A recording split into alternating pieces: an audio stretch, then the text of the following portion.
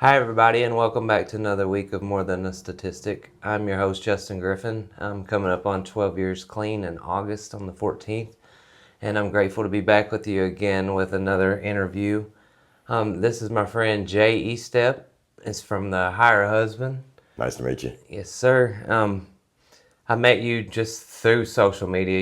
You're kind of an influencer for your business. You make a lot of promo videos and my stuff run across your timeline, and we just start slowly talking and getting to know each other. And we've been trying to make this little interview happen for a minute now, Right. but life gets in the way a lot. Yeah. So I'm glad that we finally got the time to lock it down and get you out here and let you tell a little bit of your story. If you want to, I'll let you just kind of hop straight into it. If you want to stop and talk about something, just feel obligated. Whatever, it's your story, you can run it. All right. My name is Jason Estep. Most people call me Jay. I own Hire a Husband Handyman Service. I'm working on 12 and a half years clean. April 20th of next year will be 13 years clean. Nice. I didn't go down the road to getting clean like most individuals would by seeking help and going to either AA meetings or a home specifically for that. Or now they got that Suboxone stuff. Mine was different. Mine was, did I want my family or did I want the drugs? I came home from work and my wife literally had all her stuff and the kids' stuff packed at the front door.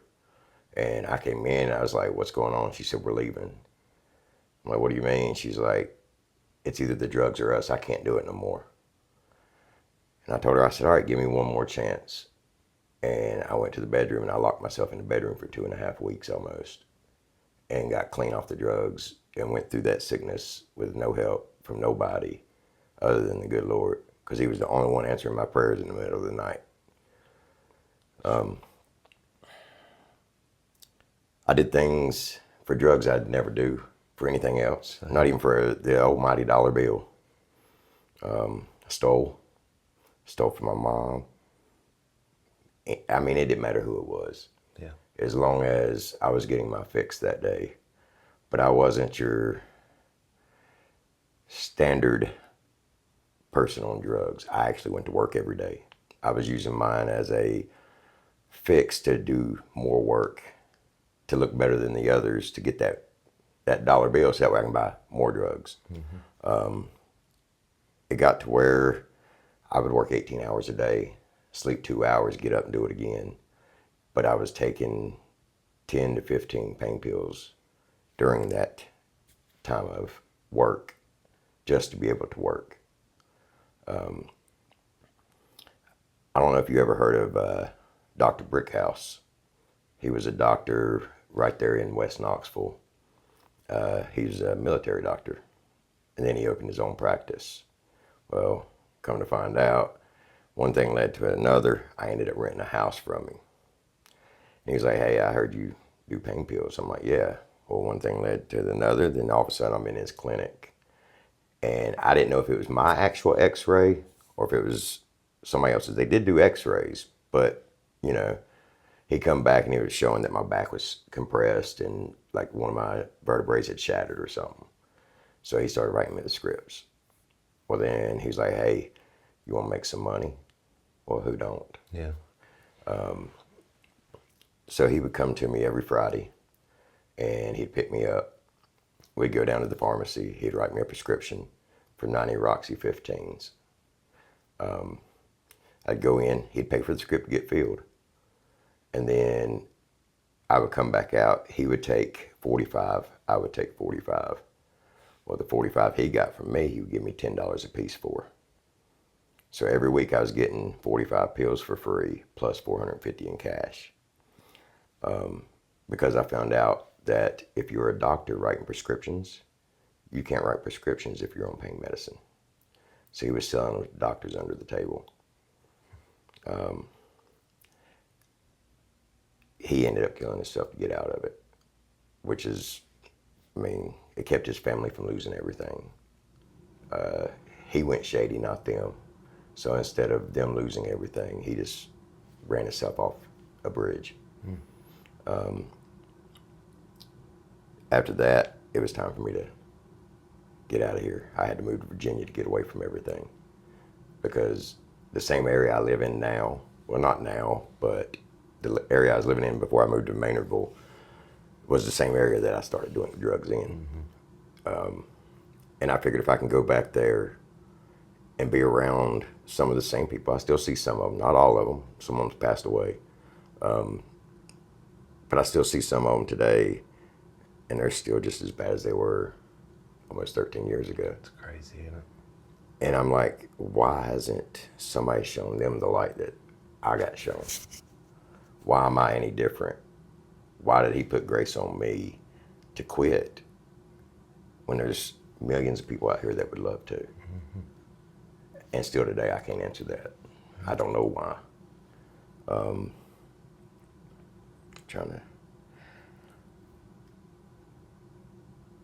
I've seen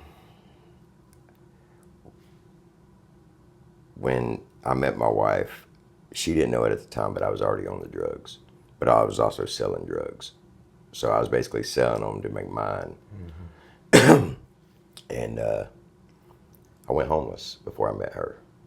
Like I lost everything. I lost my daughter, lost my house, lost it all. And when we met, I was still selling drugs. But she didn't know it. She caught me selling one night. And she was like, who was that? I'm like, nobody. Well, why, what, you know, the normal questions. And that's when she found out that was the night she found out I was a drug dealer. And needless to say, I thought it would be over then. But for some reason, she stuck around. And then with the drugs, and here we are 18 years later, still together. We were kids when we got together. We were only 26, 27. So, but other than that, after I got clean, I moved to Virginia to get clean because I didn't feel like I could stay in the area freshly just getting off of them and being okay. Yeah.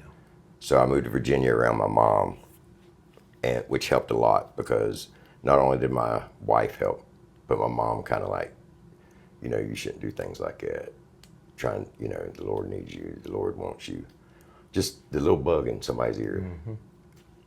And believe it or not, I think the night that broke me, like really broke me, was a night when I watched my mom get accused of taking her husband's pills, knowing I'm sitting right there watching her getting verbally abused and not man enough to say anything, like a coward, and sat there and had his pills in my pocket at that moment and still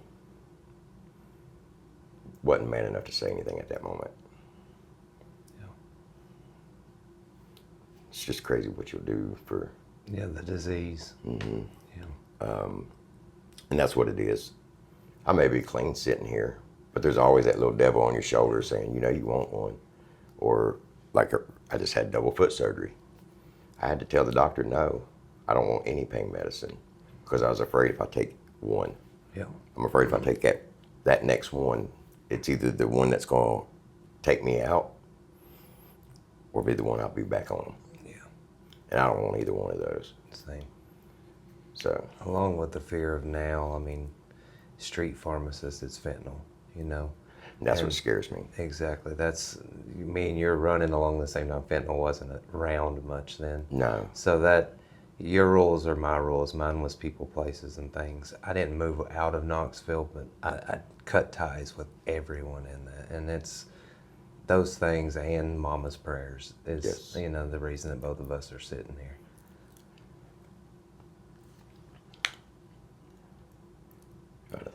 I don't know what else to talk about. I mean, I know. All good. I just don't know what to. So let's talk about your services. You know, I'm big on small business people, especially my friends. So tell people kind of what you do now, I guess. We're a handyman service. I started it on the belief of older women and single moms needing that help in their home, but not being able to trust who's coming into their home. So we wanted to start it out as to where they could trust that the man that's coming into their home is not only a married man and faithful, but they're not gonna have to worry about him doing or saying anything out of the way.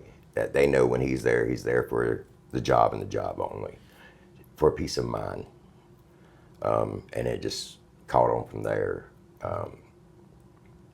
But believe it or not, 90% of our customers are actually men. Yeah. Yeah, believe it or not. They're not too scared. They used to be scared in the beginning. You wouldn't hear them. Mm-hmm. My wife told me to call you or something like that. Now they just say, hey, man, I need help. Yeah. It's funny how in recovery we all tend to go back to serve others. It's like, and in my active addiction, it was all about me. You know what I mean? Is I could have cared less, and I don't know if it was time. I guess it's a lot of God that's changed the way my heart, because He tells you to guard the heart above all else. Right. Because that's where everything comes from. But it's so funny how, just the similarities. I say it every time I interview somebody, like everything's always the same. Just the places and the people and the things are different, Just the background. Yep.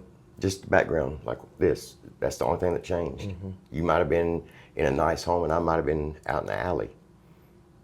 But we're still doing the exact same thing, having the same addiction. Yep.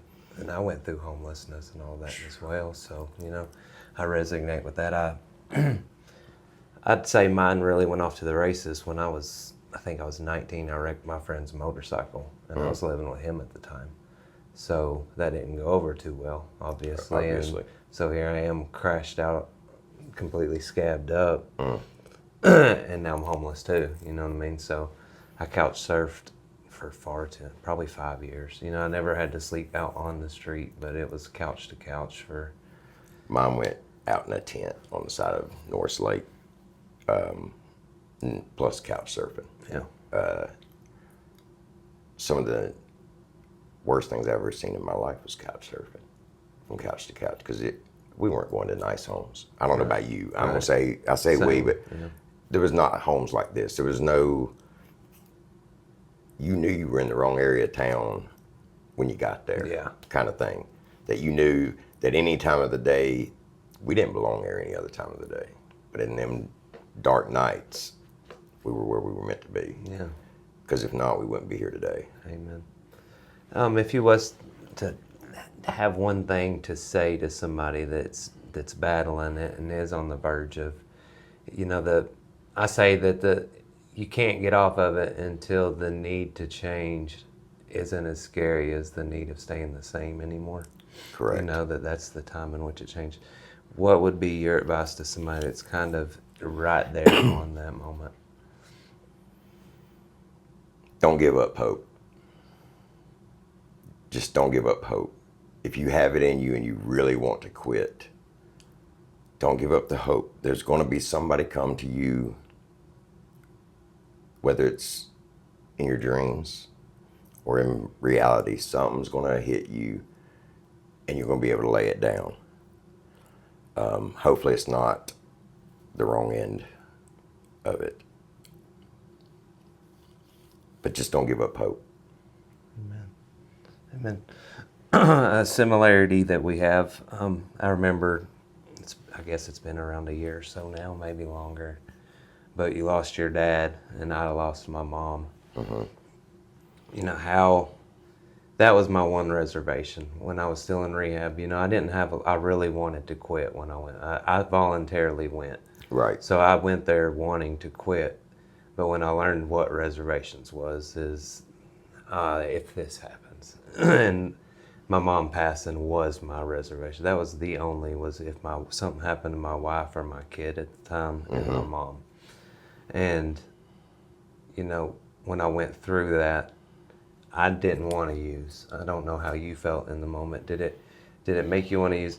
I found myself when the moment finally came for me to face this reservation, like the thought of me tarnishing her death by going off and me getting high, it made me not even, I never once considered thinking, because I didn't have a dad, so my mom was pretty special to me. And losing her.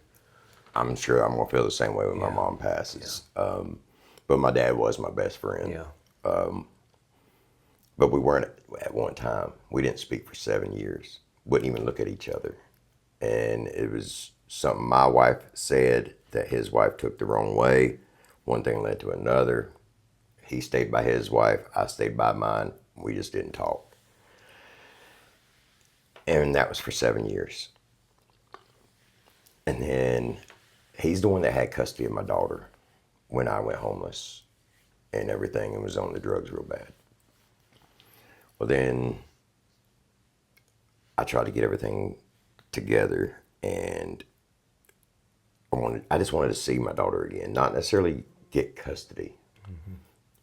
I could barely take care of myself, so I knew I couldn't take care of her.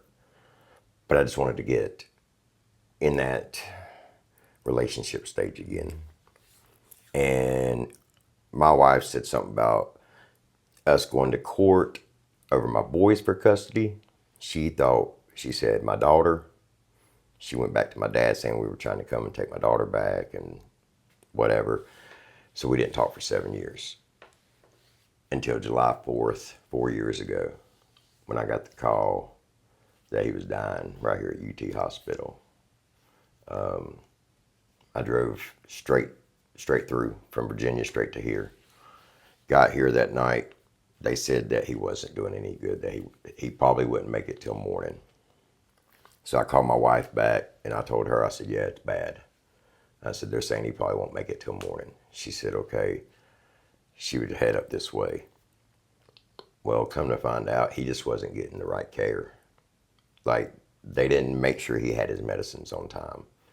They weren't making sure he was using the bathroom like he was supposed to. He had severe congestive heart failure, so he'd swell up with fluid. Well, the only way to get it off of it was to urinate it out. He lost over 80 pounds of fluid in a week and a half. Dang. When my wife got there, she put the hammer down. She used to be an RN, she went to be an RN, but then her seizures got too bad, so she didn't get to get her RN license. She was right there at it. And she was like, no, they're just not taking care of him. So she stayed in the hospital 24/7 and was pushing them nurses, do this, no, he needs this, he needs that. A week and a half later, he was out of the hospital and home with us instead of dying. And that lasted until October of last year. We got an extra 3 years out of him.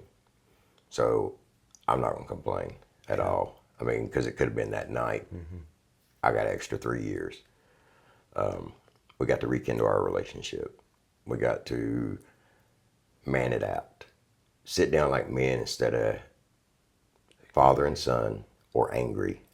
We could actually just have a conversation and say, no, this ain't what happened. And then once we both come to realization of what had happened, we were just like, we just wasted 7 years of our life that we can never get back.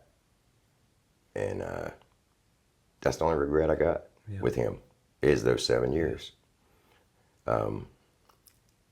But he passed away in October of last year. I thought I would go off the rails. But in all honesty, all I wanted when he passed that morning was my family. Just everybody come be with me. Go chill.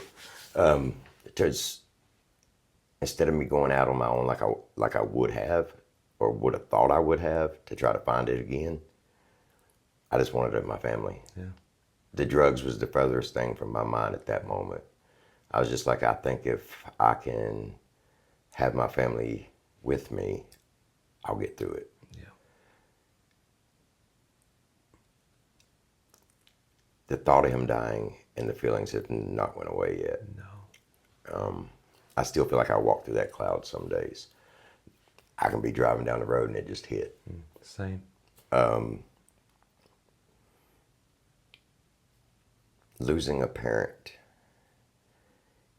If I would have lost my parent as a child, I'd have never been a parent, because I wouldn't want to put that hurt onto somebody else. I didn't think losing a parent would hurt that bad. Yeah. But yeah, that was my thought that night when he passed. And the hurt was, if he would have died when I was younger, I'd have never been a father. Yeah. So I'm grateful that I'm 45 years old almost, and my mom's still around, and my dad was up until last year. A lot of people lose them when they're real young. So I was grateful to have that many years with him. Yeah. But that's what I wanted that night when he passed, was my family. Good answer. Good answer. Let's see. I'm trying to think. Well, heck, you got anything else? Not really. I mean, talk about? I just, to anybody out there that's looking for their next fix, look for Jesus. Yeah. That's the best fix you'll ever get in your life. Yeah. And I didn't realize that either. And my faith didn't get as strong until I lost my dad. When I lost my dad, I went head over heels, deep dive, because I want to see him again. And if that's what it took, that was my thought process. I had been saved when I was younger, but I acted like it was a game. I was there to see the girls. I wasn't there to do the right thing. The relationship never came. See, that's exactly, our stories are a lot alike. I've not had a lot of time to prepare either, just being honest. Neither one of us really did. With everything going on for me this weekend, giving out the free school supplies tomorrow. Yeah. Okay, so let's talk about that. That's two things I did want to talk about. Let's talk about that event that you're doing, and if someone was to want your services, how would they go about reaching you? Because I do want to give yourself a chance to promote. Okay.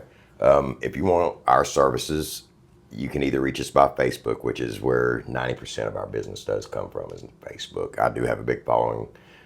I have a bigger following on TikTok than I do on Facebook. TikTok, we're at 62,000 or 63,000 now. Facebook, we're at 1,100 and some. The difference between TikTok and Facebook, TikTok is people around the world. Mm-hmm. So right now, my Facebook is our little world right here in Tennessee, mostly. It's not, there is people that live outside of the area that don't even use our services, but love watching the videos, love seeing our work. But yes, I promote very heavily on Facebook. I get in a lot of trouble. I get a lot of messages from people, hey, won't you slow it down? Why you gotta share so much? Because it's my livelihood. Mm-hmm. That's how I eat at night. It ain't that they pay me, but if I don't get my face out there and my work out there, then I don't get to eat either. I didn't realize how much working for someone versus being the business owner is almost night and day. Yeah. When I worked for other people, I didn't worry about that paycheck because I knew I was getting it on Friday. Now being a business owner, not only do I have to worry about my family eating, but my guys that works with me, I have to make sure their family gets to eat. So that's a lot more weight on your shoulder than just getting up and clocking in, clocking out. Don't go into business for yourself. It's not worth it. I've went on that edge so many times. It's not worth it. So many times have I been on that edge. But I love it. I won't say it's not worth it because I wouldn't be who I am today with what I did. Because I wasn't on this. This was not the path if you would asked me 5 years ago, this is where I'd be. No, not at all. But back to where they can reach us. Facebook, we're on probably 100 groups in Facebook, I'd say. Just like I said, so I can get my name out there. We will work anywhere the cash is green. So if you know anybody that's got green cash, we'll work for them. We have no discrimination. The only thing we won't do is roofing, tile work, and insulation. Roofing, I don't want to pay the insurance for it. It's too expensive of an insurance to have for no more than what we would do with it. Tile work, I did it when I was plumbing and stuff. It's terrible. I will sub that out any day of the week. And insulation is because I can look at it and start itching. Yeah. And that's the good part about owning your own business, is you can pick and choose. Yeah. Not in the beginning, you can't. I don't care what they say. Don't pick and choose in the beginning. Take every dollar you can get. Take every job you can get, so that way you get your name out there. But once your name's out there and you get them phone calls, then you can be like, no, ma'am, I'm sorry, I don't. But 4 years ago, I would have done insulation if they'd asked. luckily nobody ever asked, Yeah. so I didn't have to tell them no. But other than that, we will sweep your floors. We'll mop your floors. You want me to take your dog out? I'll take your dog out to the park. As long as I'm getting paid, we don't care what it is. Yeah. And then your school event. My school event is tomorrow, which by the time they see this, it'll probably be over. So I'm hoping it's huge. We'll come back tomorrow and find out. Yeah. It's from 2 p.m. to 5 p.m. at 2725 Maynardville Highway. Potts Heating and Cooling. Me, her husband, Potts Heating and Cooling, 33 Hardware, Sticks and Scoops, and the juvenile criminal judge, I think is what union juvenile judge. We're all the ones that donated to the event. It is everything on the school supply from elementary to high school. That's going to be gave to them. Nice. To each child. Hopefully we don't run out, but hopefully we run out. Yeah. We got enough to service, I think it's 350 kids. So hopefully we don't run out. But if we do, I'm going to try to figure out a way to hold a second one before school starts to get the ones that didn't get to. Yeah. Because I don't think any child. I was that child going to school without. Yeah, I understand too. I went to school without clothes, without the shoes, without the name backpacks, and we did get them here and there. My dad was a drug dealer, so if he made good money that right before school, we might have got a pair of Nikes or something. But other than that, no, we weren't the richest kids in the school. We didn't go to the best schools. We went to Martin Luther King Elementary School in downtown West Salem, North Carolina. Worse than Knoxville. Yeah. I'll just leave it at that. I remember we went to track one morning to run the track for gym, and all of us had to get down because there was a drive-by shooting across the street. Ain't that If that crazy? tells you what kind Ain't of that school I crazy? went to. Yeah. And you know what? It's sad. We pulled into the ball field the other night, and there was an ambulance there. Somebody got hit in the batting cage. But a kid that's on my son's team seen the ambulance and the fire truck and said there must be an active shooting because in his brain he automatically assumed. where's all these school threats have been happening. Right. They see fire trucks and ambulances and he's automatically linking that. That never crossed Ain't my that mind. terrible? Like that's sad to me. When I was a kid, that never crossed my mind. No, I was right off of Columbine, so I was a little. I'm almost 40, so Okay. I was going. Let's see, when was Columbine? I was probably graduating when you were hitting high school. Then. Yeah, I graduated in 05. I graduated I didn't graduate. Yeah, I would have graduated in 2000. so you would have graduated with my sister. You're my sister's age, and it was right after that. And we did have a girl that did the bomb threat shortly after Columbine, but I mean, since my son's been in Halls, my oldest, there's been at least 9 times that the cops have showed up because somebody's threats of acts of violence up here at Halls. Not a laughing matter. But when my son was younger, the one that's in the military, he had a very wild imagination. He would tell us he was Santa's helper, and that when we went to bed at night, he would get up and go help Santa make gifts at night for the other kids. Or I couldn't remember. He was so many different things. You would have swore he believed he really was. Mm-hmm. Well, we got a call from the school that my son said there was a ninja on the roof of the school that was going to blow it up. And he was the only one in there that could save them, that he needed to get to the roof. They got him all the way to the principal. The principal's like, look, we need you to, and until we walked in the room, he stuck with that story. As soon as he seen us, he realized, wait a minute, it ain't playing no more. Yeah, they about kicked him out of school for it. All because of his imagination. Yeah. And he was just playing. He didn't think nothing of it. He thought it, Just an innocent joke. he was first grade. Oh, that's crazy. So, I mean, it's not even. Yeah, I was thinking a No. teenager. Nope. No. First grade. Little That's bitty kid. crazy. That's crazy. And had to call us in and tell him to say, look, I'm lying. I'm just playing. It's not true. They honestly thought he knew something they didn't, I guess. Yeah, we live in a broken world, don't we? Yeah, we do. You would think as an adult, you would be like, yeah, okay. He's a kid, yeah. And send him about his way. Yeah, No. we've had that battle with ours through the years and some of these teachers. I think the biggest battle we ever had was homework. We had to fight with them over homework more than anything. They give them that. All right, Jake, you got anything else that you'd like to talk about before we get out of here? Not that I can think of. No. All right, I thank y'all for being with us again, and it's always an honor. So I'm going to keep on trying to line up more and more people to keep this going. I hope that y'all stay coming back with me, and it's an honor for me to do this for y'all. And I hope something that we said tonight helps somebody out there. I love you guys and mean it, and we'll see you next week. As always, have a great day or not. Choice is always yours.